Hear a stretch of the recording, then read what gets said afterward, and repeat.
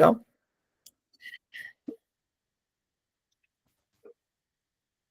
Natalie, just let me know like next whenever you want so I can skip the slideshow.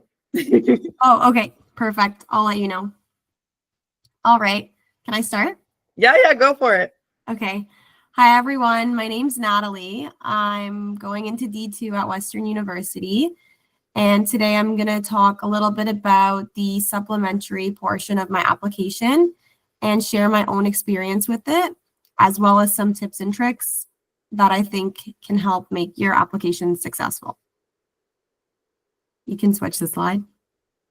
Thank you. So the main goal of the Schulich supplementary application is for the admissions team to see who you are beyond just your test grades and your GPA.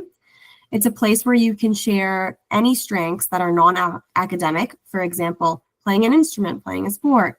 And you can also talk about experiences that shaped who you are today, or any other skills that you have. When I was writing my own personal statement, I really tried to think in my head, what are the things in my life that shaped me to who I am today and led me to a place in my life where I want to pursue dentistry? And I had that kind of thought in my mind the entire time while writing the statement. And in my personal statement, I talked a lot about my own personal experiences and why they would be helpful in dentistry. And I think it's important to remember in your statement, like your experiences don't always have to be necessarily dental or med related. They can be not directly related at all, as long as you find a way to phrase it in a way that shows why you would be a good applicant. Next slide. So let's talk a little bit about the format of the ABS. I applied to Western 2 years ago in 2023-2024 cycle. And when I applied, the portion of the application was very different than it is now. And it seems like Schulich is doing a lot of changes with their application. When I applied, there were 3 components. There was a resume-like ABS, which is just a list of all my extracurriculars in point format, a personal statement, which is like a life story, and then a comparison essay, which they asked to compare the pros and cons of the Canadian Dental Care Plan. So this year, it's changed a lot. It looks like it's going to be done on Kira Talent, which is a software kind of similar to Casper. I've had some experience using it for my applications in the state schools, like in America. So it's a lot different this year. The year before, they asked for 5 essays, which are shown here, topics about teamwork, leadership, equity, diversity, social accountability, and self-directed learning.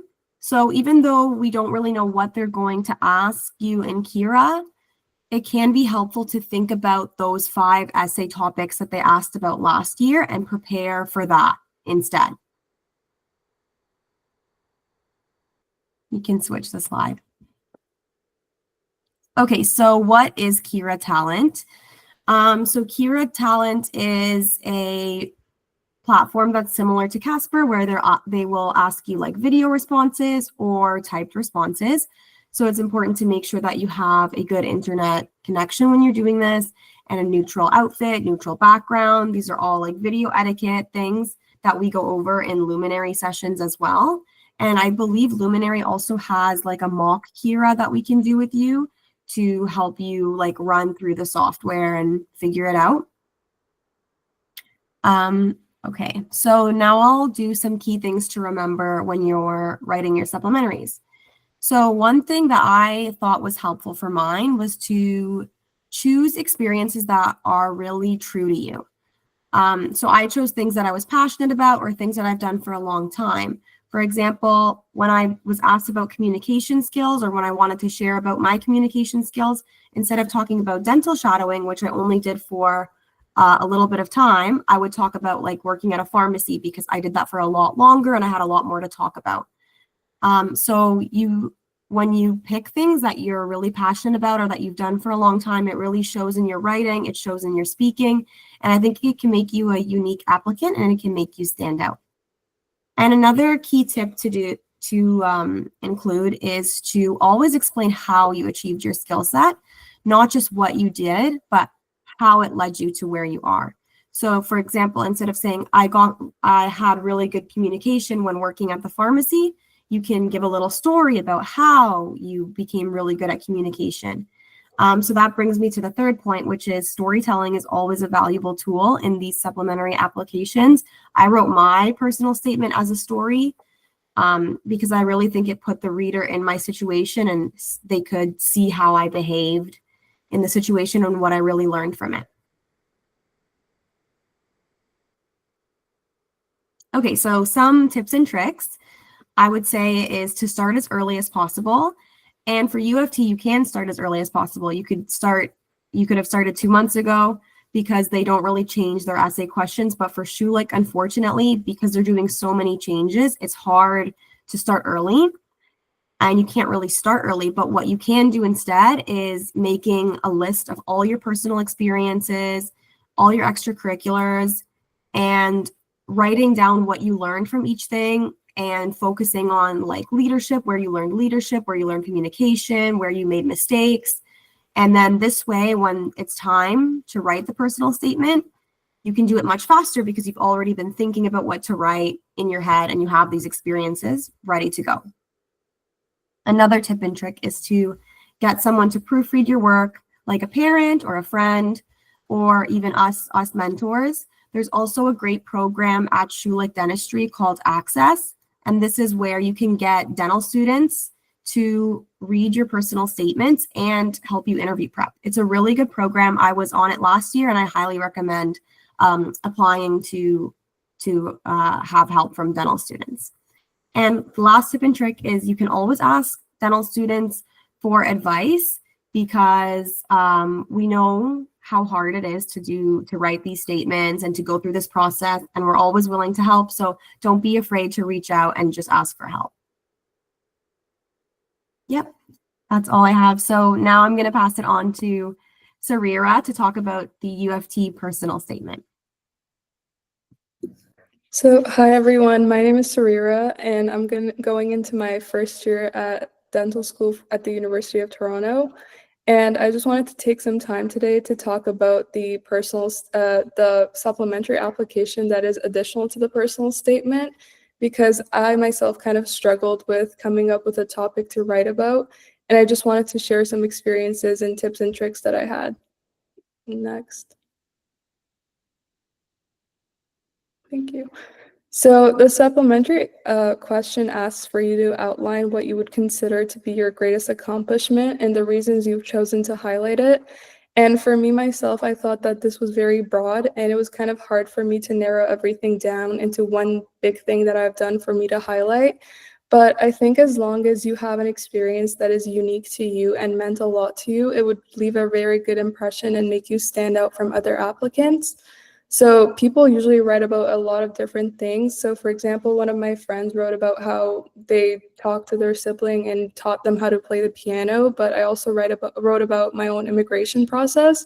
So these are very different things, but as long as you kind of show them that you have this unique story that helped you grow as a person, it should be fine with them. And the whole goal of this supplemental essay is for you to kind of show the admissions team that you are more than your academics. So I wouldn't really suggest you write about test scores or like grades you've gotten in the past, but you have to keep in mind that this doesn't really have to be dentistry related. So my experience, for example, wasn't about dentistry, because then there's also the personal statement and they ask you why you've chosen dentistry. So in that part, you can talk about things that have led to your dental career. So I would honestly suggest you don't really write about your dental experiences either. Just write about something in your life that impacted you as a person and what you learned from that. Next. Thank you. So before we talk about the tips and tricks, I just wanted to clarify something because it had been kind of confusing for some people. So there's two different pathways where you can apply for UofT, and one of them is the American Dental Education Association. And for this one, it's suggested if you're applying for more than one school. So what you can do is you apply for every program through their application process, but you can't really submit your supplemental applications for U of T on their website. And what you have to do is wait for U of T to send you a direct email for their own portal, and then you can upload your essays on there. But then I didn't use this pathway. I think Sorman might have better experiences with that because I think she applied through that pathway if you have any questions.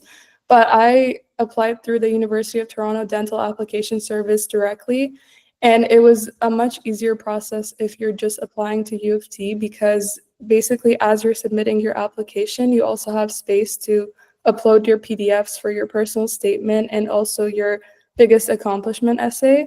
So I would suggest that if you are just applying to U of T, but basically for your personal statement, you have to make it a maximum of 2 pages. And then for your biggest accomplishment, it's a maximum of 1 page, so it's very limited space.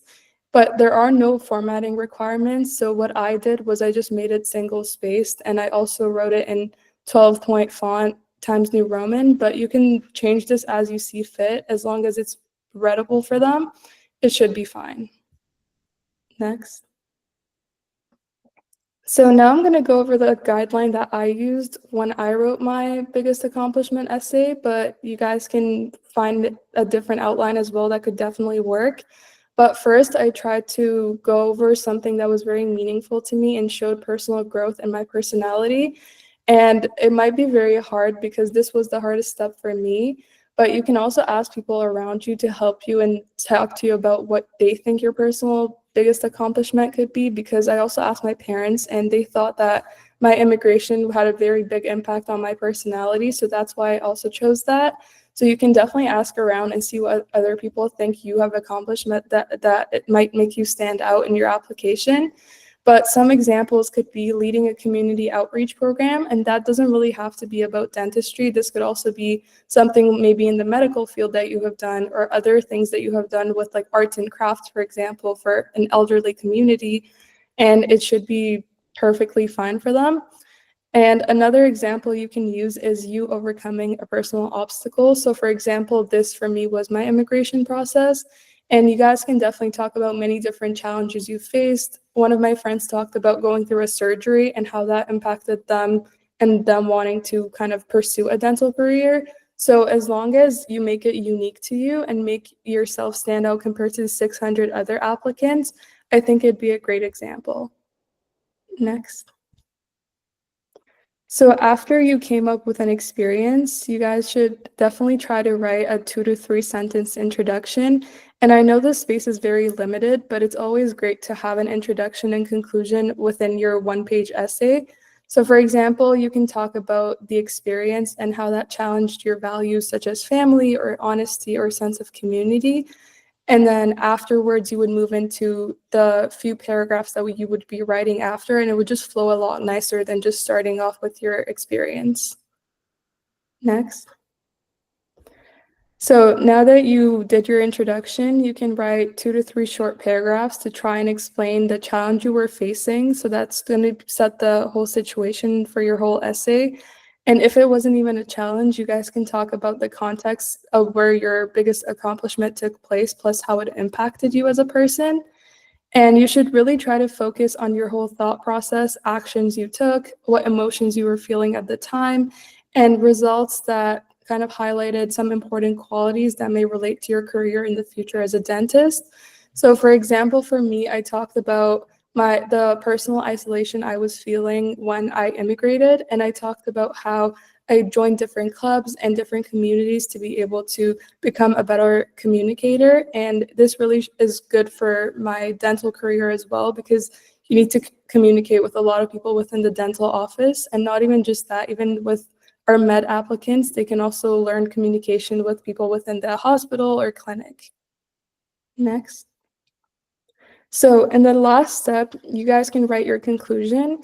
And in this, I really just described how this accomplishment impacted my life and how it changed my motivation to follow a career in the healthcare. And basically what I talked about is overcoming the language barrier I had and how this helped me become, once again, a better communicator and try to enhance my future relationships with patients.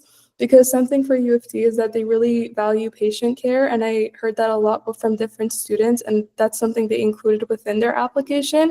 So as long as you talk about how your experience perhaps made you a better leader and how that can help you be a better leader within your future dental clinic and talk to patients, they would really value that. Next. So now I'm going to go over some tips and tricks. So my first tip was that you guys shouldn't try to make your biggest accomplishment about your academics. So for example, don't write about getting a 4.0 GPA, because a lot of applicants that are applying to U of T, they would definitely have high GPAs, and that wouldn't really make you unique. So this information is also provided on your transcript, and it's just very easily accessible to them. You should definitely try to focus on a unique experience to stand out from the other 600 people around you. And that goes to my second point as well, where I said make it unique and impactful. So for example, don't generalize and just say that you worked hard to get to the place you were, but rather try to explain how you worked hard. So for example, when I talked about my social isolation, I talked about how I joined different clubs within my school and things I accomplished within those clubs. So that kind of showed that I was hardworking and maybe I'll be a good fit as a dental student. And next, I think it's very important to have people read your essay, because when I first originally did my draft, it looked very different than it did after I talked to a lot of different people. So you guys definitely have us, the Luminary mentors, but you also have the University Writing Services. I personally went to the York University Writing Services a lot because I got different people to read my essay and they all had really great tips. So I would definitely suggest that as well.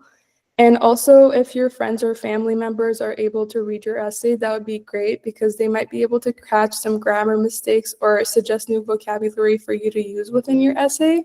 And lastly, some professors might also be willing to read your essay, but you have to be careful with this one because you can't really go to random professors and ask them to do this. You have to first make connections with them and then try to approach them and ask them for these kinds of advice.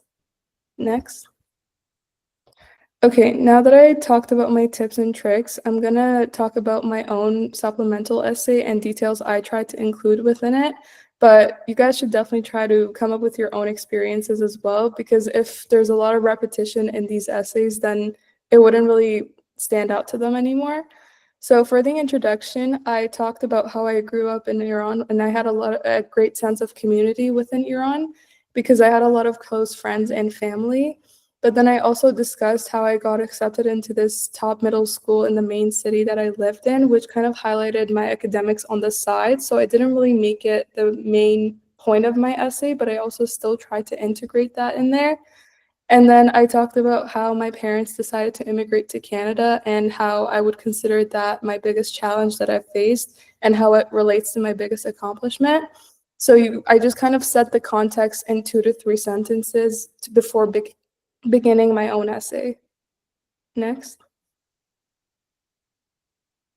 So after, in my 2 to 3 paragraphs, I included these 2 different challenges that I faced. So the first one was my language barrier, and I talked about how I attended an IB program, but despite the fact that we spoke English for half the day, I still struggled with certain vocabulary within my school that I attended when I came here in grade 9.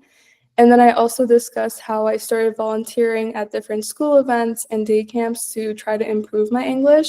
So it kind of showed that I'm not the type of person to give up when I face a challenge, but rather I try to face it. And then I discussed how I developed fluency in English by the end of grade 10.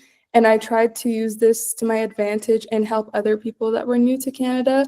So this kind of showed that I helped myself, and then also I used the skills I learned to help other people within my community. And after I talked about this section, I made a different paragraph about the social isolation I was facing and how I lost all the familiar support that I had within my community in my home country.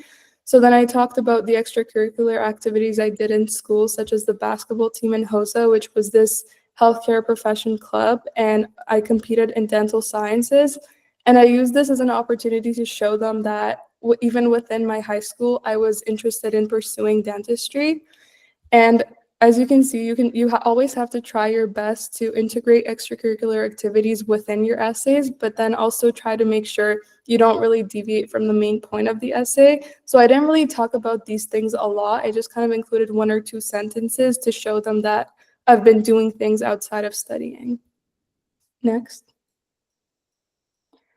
And then in the last conclusion that I did, I just talked about how I highlighted this experience because it helped me become more adaptable as a person when I face harsh conditions and gain leadership skills, which will help me coordinate a dental clinic in the future. And I also talked about how this experience helped me become a better communicator again, because once again, it's very important within a dental office and they really value it. And I figured that out because I went through their website and they said that they really value applicants with good communication skills. And just to be mindful, no matter what experience you choose to highlight, it should definitely show some key characteristics that you would need in a healthcare profession. So no matter what you choose, just try to relate it to some skills that you learned at the end. So for example, even if it's time management or problem solving, it would be really great. And lastly, you guys should make sure that you guys can reach out to me and other members of this team, because we would provide you with a lot of additional support through your applications, because we all went through this path and we all stressed out about it a lot, but then we also gained a lot of great experiences. So thank you guys for listening.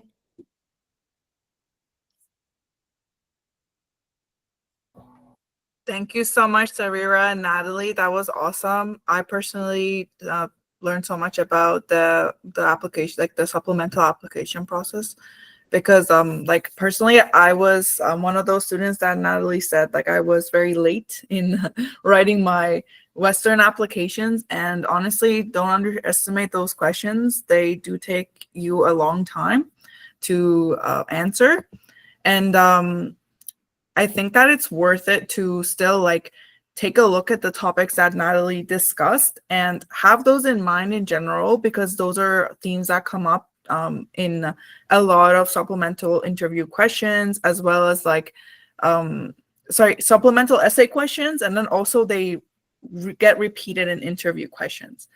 Now I want to leave the floor open to you guys to ask your questions, and like you can either like raise your hand or put it in the chat. But if you also guys, like if you have any other interviews that are either like online or like video interviews for American schools, I do have some experience from when I was applying, and I can shed a little bit of light if you guys are curious about that. In terms of like the Kira talent, I did do that, but for Detroit, not Western. So if you guys are like experiencing or gonna have those interviews, I'll be happy to share. But yeah, let me know what questions you have, or let us know what questions you have. Go for it, Demi. Hey everyone, thanks. Wait, can you hear me? Yes. Cool. Thank you very much for both of your time, all of your times rather. I appreciate it. I wanted to ask a couple of things. One for Natalie, because she started off with Western. I'll start with just one question. You mentioned a lot of communication, and I know Sarira mentioned communication as well with UofT, and her background answer to that was that she found it on the website and she heard around that. That was very important.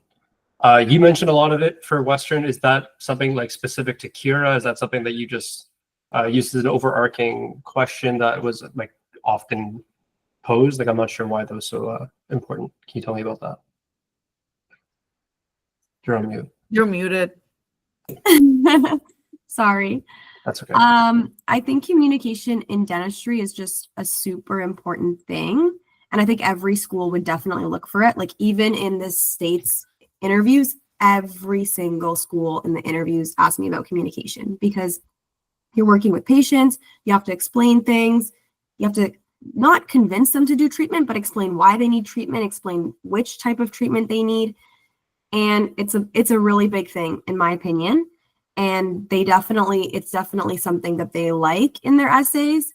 And there's definitely other things that they're looking for as well, not just communication, like leadership, tons of other things that they're looking for.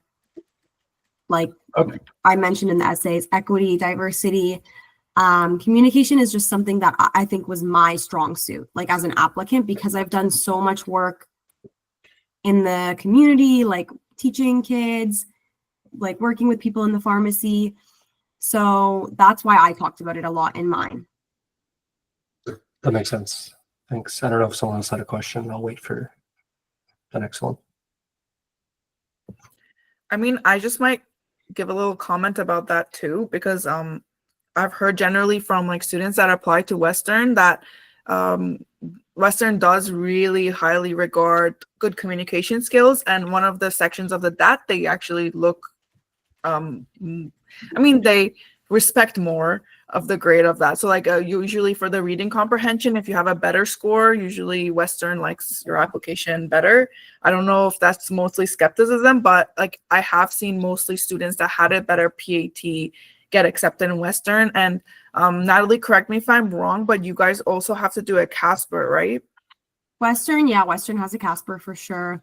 Yeah, so when the university is asking you for Casper, I would consider communication being a priority for them in terms of applicants, because they're just going an extra step to make sure that you're very approachable, that you can handle difficult situations, because especially as a dentist or even any healthcare professional, you're going to be in really difficult situations with patients, like either like having a panic attack or being really scared of you, not or losing a loved one. So all these situations require you to be really like highly emotionally intelligent and be able to handle the situation, right, as a professional. So while this is like an overarching important skill in general in healthcare, I do think Western does like regard it more highly compared to, I guess, I don't want to say UofT doesn't regard it as highly, but I think like Western puts a really big emphasis on it. And like since they're really involved in like the smaller communities, I would say try to focus on understanding more like specific cultures, and like being able to have an open mind, and being a good listener for what the people's problems are, because sometimes when you go into smaller towns, you'll see that people's expectation of their health is like so much different than if you were, for example, in Toronto, or I'm not sure like which city you are in, but like maybe even Halifax, so being able to connect with those patients and meet them where they need you to be is something, I guess, more important. Sorry, I'm rambling. I'm such a yapper. Aurora also asked if you have any more tips for the recorded or written questions on Kira Talent. I don't know, Natalie, if you want to give it a go, or like if anyone has any other questions. Oh no, do you do you have any tips for the recorded or written questions on Kira Talent? For the recorded interview, it can be like a little awkward at first because you're not talking to someone, you're just talking to a screen. And if it's your first time doing it, it feels really weird. So I would suggest, like when I was prepping for mine, I used like a mock software too, where I could practice hitting record and pressing it and submitting it. That really helped, because then when you go to the real thing, you are comfortable with recording yourself and not needing someone there to be listening. That's like one tip I have. And then, yeah, another tip is like recording yourself and then watching your recording, and then watch if you like, do you like fiddle a lot? Are you like staring off? Are you like making good eye contact? Are you speaking too fast? Are you like understandable? So I would definitely do both of those things. And then even sending that recording to a friend and getting a friend to watch it, as awkward as that is, you could do that and then ask your friend, like, what do you think? Did I talk too fast? Like stuff like that. What about you, Sarir? Any tips for you? I'm not sure if you've ever, if you had any applications that involved Kira, or even Shahrzad, if you have any tips. I don't want to be the only one yapping. I'm such a Yeah, yapper. I only did the Casper. I didn't do Kira. But like for me, I did the Kira interview for Detroit, and basically what the Kira interview is, it's just like a regular interview, but it's online and you have to record yourself. And then it's really similar to Casper too, if you've done them, like the version where you also have to do the video recordings. because like there'll be sections where they ask you like they give you a prompt and they give you some time to type it, or maybe the university doesn't want to go forward with like the typing and just wants to see your videos recorded, but like they can do both. The thing is we're not sure because Western's doing this for the first time and they haven't really talked about the format of it that much. I have worked with students in McGill that also did a Cura talent interview, and it was kind of prompts and videos. And it's a little bit like just not like Natalie said, it's really awkward to record yourself for the first time and like you're just like talking to a laptop and it feels really weird and you'll forget what you have to say and you'll lose your train of thought because obviously it's like really different than a conversation. So like I really do suggest, like Natalie said, like practicing recording yourself, maybe some responses that you already have ready to record yourself and like practice saying them just for the sake of it, because you never know like how you'll feel on the day of.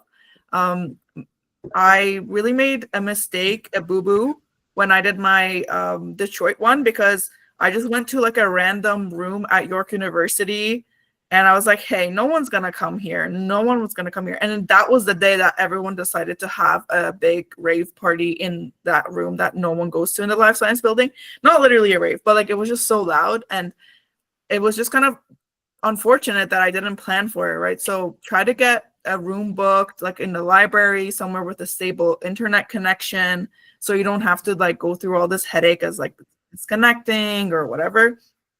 And try to have a device that is like, you know, how to work with the audio system and everything, because even with my Casper, I had trouble with my audio and I did like contact support. They do have like a little chat button that you can contact support, but try to be like, have everything updated, know what your device is like. I'm not much of a techie girl, so just letting you know, some things just come to bite you when you least expect it. And I think you asked a question if they're ethics-based. Were all question prompts ethics-based also? Well, they weren't really they were ethics-based. They were kind of like they will be those questions that they usually ask as a supplemental essay, but you speaking it. So for example, Natalie put a lot of the topics in her presentation, and it would be mostly, we're guessing that's probably going to be mostly those. So like, oh, well, talk about an experience you've had working in the community. How do you handle criticism? They're kind of, it's more of an interview than anything. And just to give you a bit of insight, the reason that most schools do this generally is to be able to offer more students a chance to actually show themselves in terms of their personality, rather being mostly focused on grades. So this isn't something I would say you guys should be afraid of, because I think it opens up more doors for you in terms of being able to showcase your character and like your skills. Personally, for me, it was a big plus because I know that I do better in interviews because I'm such a yapper compared to like writing or even like my grades. So that was a really big plus for me.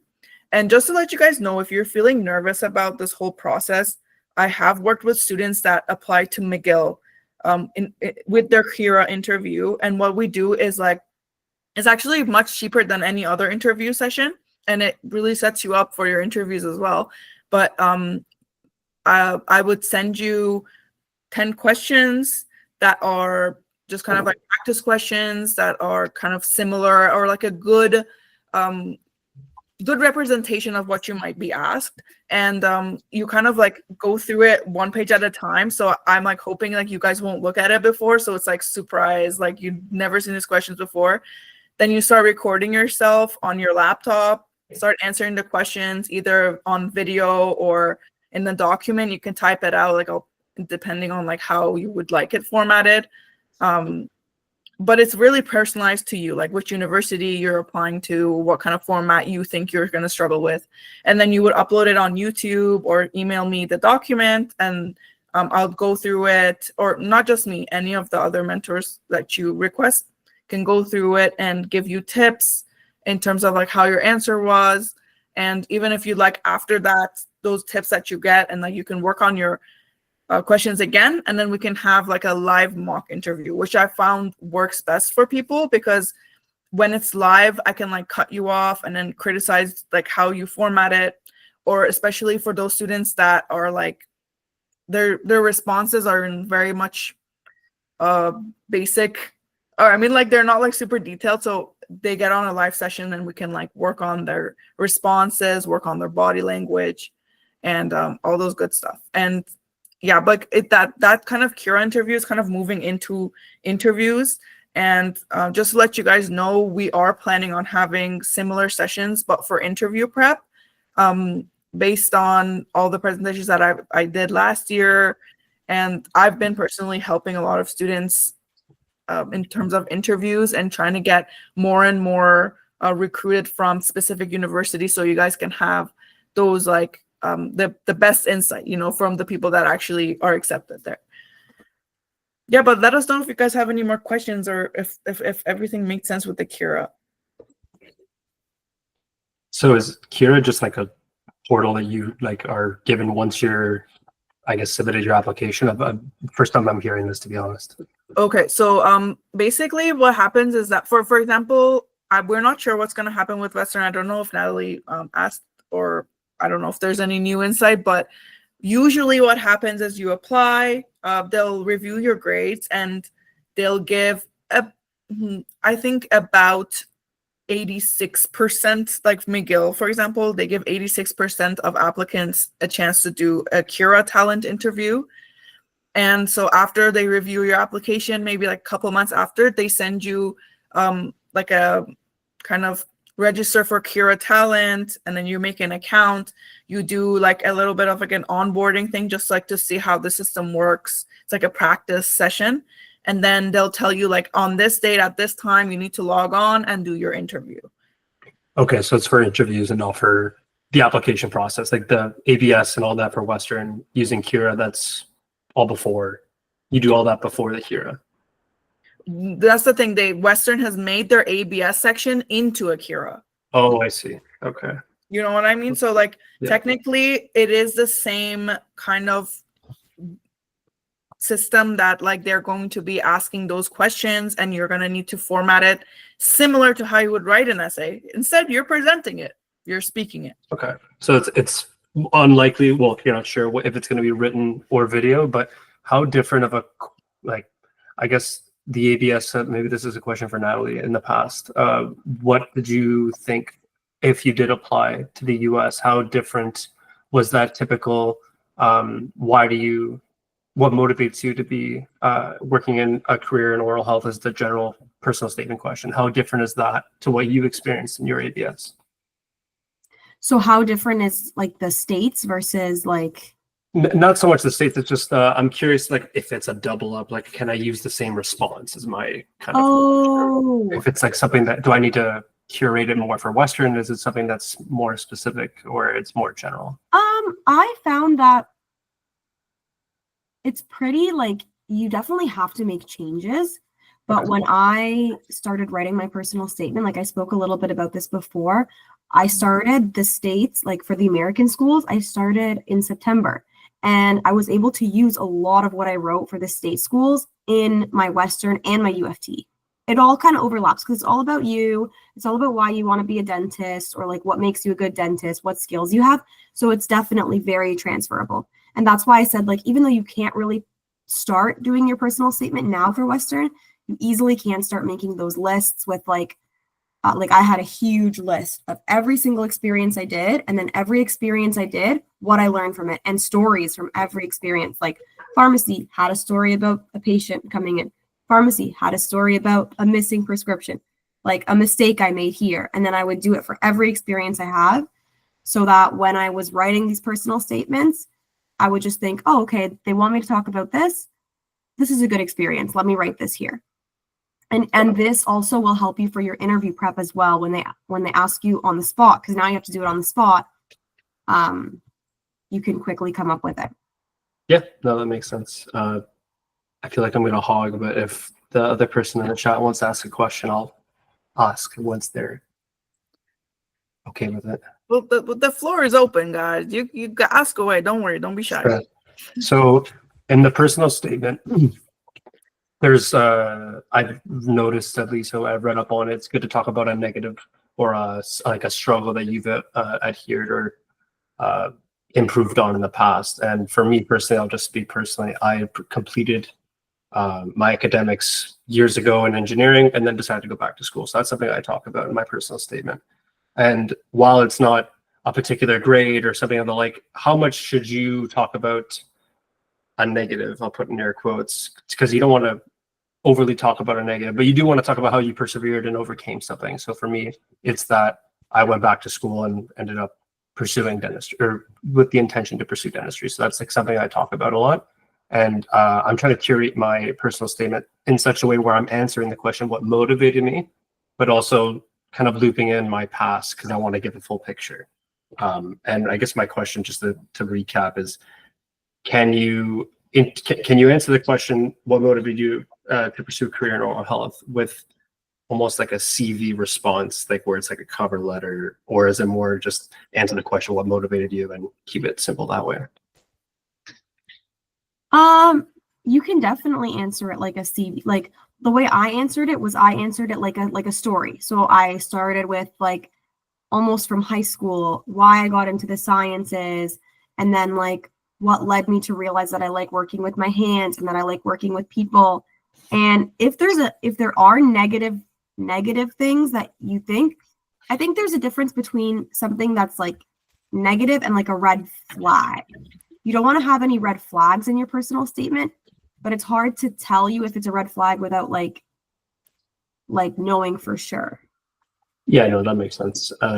My question was all over the place. So honestly, I think you answered it well, though. So so you think that like you like kind of changing your mind, that's what you're worried about? They'll take it as a red flag? Yeah, exactly. I'm kind of like, I'm just a little bit nervous to say why I left, because that looks like, oh, it's a switch, and sometimes they might be afraid of a switch, is what I might be thinking. But I'm trying to curate in a way that what motivated me led me a certain way, but it started years ago, but I only made the action quite recently. So it showed, like, I'm trying to curate in a way that I don't want to seem like I gave up in what I was doing. In the sense I did, but yeah, but it's got to be like kind of conveyed in a way where it's positive, and it led ultimately to that point.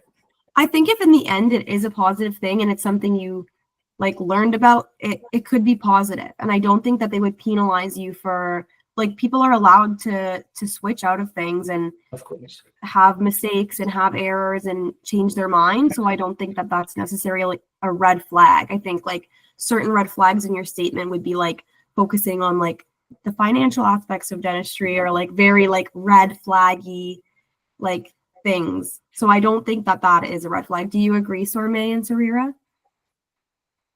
I think so too, because like I wouldn't say you should say like, oh, I like hated engineering because of like this and that. Like I think that would be kind of like, because they still want you to respect other careers. So I think it'd be awful if you were like, oh, I hated engineering because of like this aspect and this, but then you can be like, oh, like as I was working within engineering, I realized I have a passion for this and that, and like I don't know, maybe an experience happened where someone was struggling with like something in their mouth, and then you kind of like took that as a hint where like you would like to pursue a career in dentistry. Like you can kind of connect them together without being very negative about engineering and very positive about dentistry.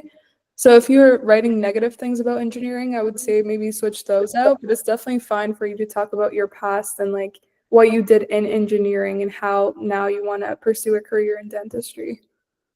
Yeah, no, that makes sense. It wasn't that I'm writing negatively. It's more just like, I don't want to give a CV like response. I want to keep the focus on dentistry, because that's ultimately what they're asking, what motivated you. Yeah. But I find as I'm writing, I tend to talk a lot about just inherently what I've done in the past, and it's not a ton of dentistry related. Like I'm not someone that like did a lot of volunteering or a lot of. I recently did shadowing, so I was working for like 4 or 5 years professionally. So that's why I can talk a lot about that and talk about how it led to this point. But I'm just what you've done. Like what kind of engineering? I did mechanical Mechanical engineering. Mm-hmm. How come you want to switch? That's what I've been brainstorming a lot. But yeah, well, ultimately there's a lot of reasons, but what motivated me is a lot of just red flags. I can get into the fact that I like oral health. My dad's a dentist. I saw it my whole life. I talk a lot about that.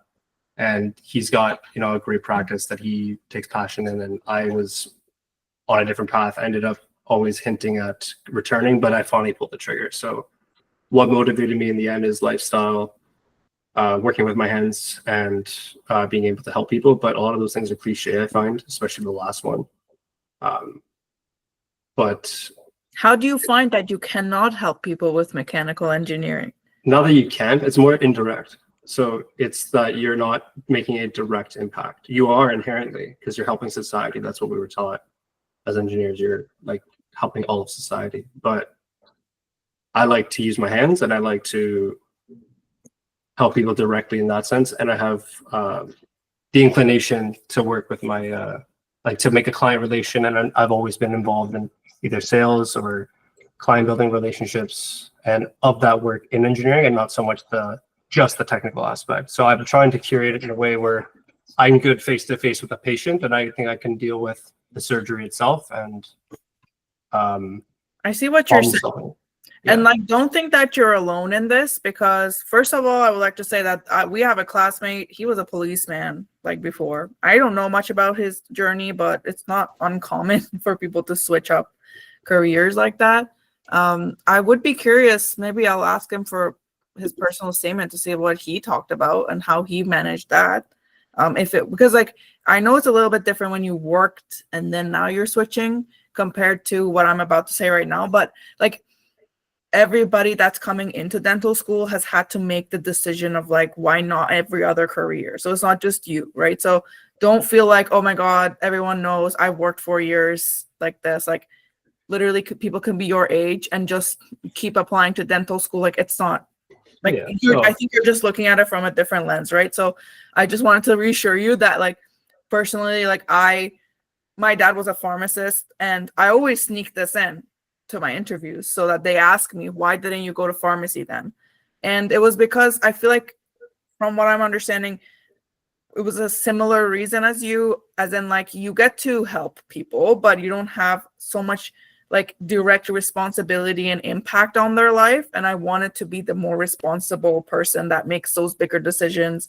I did want to see the immediate improvement in the quality of life, because a lot of the time as a pharmacist, you're just kind of bound to agree with what the doctor has to say. You can give your recommendations and your professional opinion, but ultimately it comes down to it's their patient and their decision of what medication to give them. That really bothered me. I wanted to be kind of not only more open-minded, as in listening to the pharmacist and respecting their expertise, but also just being a little bit, I don't know, more, spend more time with my patients and give more of my mind, and just kind of like be more responsible for their health. That's why dentistry was better.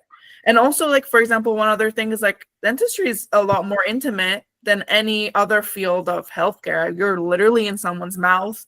That's something that requires a lot of great communication skills and compassion for people. And maybe that's something that's really different from mechanical engineering. Like, you can contrast it that way, You can use the contrast, but you don't need to be negative about it. It's just that, like, you're saying that your personality just seemed to mesh better this way, and like your social skills were going to waste in that field, and you really wanted, or I don't know, like you prefer to be in a more vibrant and like chaotic environment with more people, and like, I don't know. No, yeah, you did. Yeah, I think you hit the nail on the head, honestly, because it's hard to communicate that and understand. Not that I'm trying to be negative about engineering. I love the schooling. It was more exactly what you just lastly touched upon, where it was it's more intimate. You're responsible directly. You need to have that compassion and that care for your patients and be able to walk them through what you're about to do and things of that nature, right? So I was lacking those things personally. So thank you. That's very, very helpful. Also, one thing I do want to share. This is super random. So a girl a couple of weeks ago messaged me. We went to work together, and she just messaged me. She's like, hey, my boyfriend is trying to switch from engineering to dental So there's other people in your exact boat that are doing, like, he's working as an engineer too. And he's switching to dental school. He's applying to Western this year too. So you're not the only engineer that's switching into dental. So yeah, just maybe find a way that you can write about it in a positive way, and just make sure that you're not saying what you like saying that you really dislike engineering, but just like the positives about dentistry and why you see that it would be a better fit for you, what you're like lacking in engineering. Something like, I love engineering, but I miss this aspect of it, and I can get that with dental. Mm-hmm. Something else is also that, like, I myself wrote about how I took a tech design course. So that was a lot of like wood shop, like working with like wood and stuff, which wasn't really related to dentistry. But then I talked about how like it made me realize that I really like working with my hands and how I like these like precise like measures and things like that. So during my interview, even I brought that up, and they were like very happy about that, because they were like, you're not just one dimensional like on science and like teeth and all that. Like, you've been having these other experiences that led you to that. So if in mechanical engineering you ever had like experiences where you had to like work with your hands and like do direct measurements in like certain areas, like that would be really great to add into it. And just say like maybe you really wanted to have an impact within the healthcare profession as well, and like the combination of things was really great for you in dentistry. Yeah, that's a good point. And I do have things similar of that I mentioned. I think I'm gonna attempt your name. Is it Sharzad? Sharzad, yeah. Sharzad. Thank you for your comments. I've been looking at them today because she was the one editing my personal statement, and she can maybe speak to this. But I wanted to mention I had something for that piece, Saria, with manual dexterity, but then in addition, I mentioned something that aligns with what I did in engineering that's related to dentistry. And I wanted to get your opinion on what you thought about it. I can give a bit of a background, but since she's read it, I figure I can ask you. Oh, are you talking to me or Shahzad? Sorry, I was speaking. I don't want to interrupt, but I was talking to someone. Her name is Shahzad. Sorry, Shahzad. I don't know if Sharzad's listening. She might be zoned. That's okay. I can just give a background. So, like to add to what you said about your wood shop, I also did something similar through engineering and also after. So I worked with electronics, soldering, PCB design, 3D printing, like you name it. So I have a lot of experience in that. So I touch upon that, and I think that's good to mention in my personal statement. But I think what's more beneficial to mention in my personal statement that isn't so much that is I mentioned during the pandemic when I just had graduated and I was working as a junior mechanical engineer, I provided technical reports to reopen dental offices because at that time the CDC had released or the Canadian Dental Association had released like the World Health Organization new standards for clean air. So what I had done was I saw my dad struggling. So I was like, okay, what can I do given my background? So I went to my company that I was working for and said, hey, I've got a proposition. What if we made technical reports that allowed people to say, yep, we have clean air. You can come in and we can resume our practice, right? So I ended up making this new like sales pipeline, and I went to like I think over 30 dental practices and reopened most of them. And that's something that I think like showcases like how I used my engineering in addition to like related directly to dentistry. I did it indirectly because I just wanted to help my dad. But it's now something that I think I can kind of tie in together. Again, a bit of rambling, but I'm trying to tie this all together nicely into what motivated me and ended up making me pursue this career change. Yeah. And maybe I can gauge what you guys think.